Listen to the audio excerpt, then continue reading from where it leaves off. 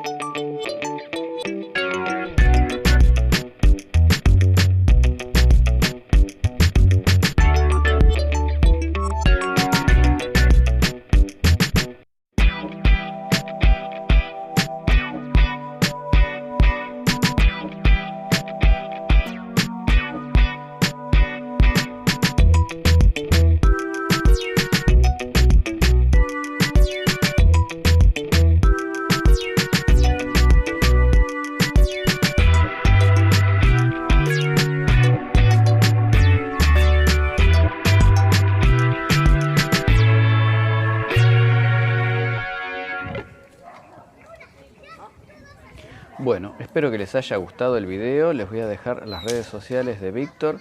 Visiten especialmente su canal de YouTube porque ahí van a encontrar el otro video que grabó él mostrando mi taller y el recorrido que hicimos para llegar hasta aquí. Nos vemos.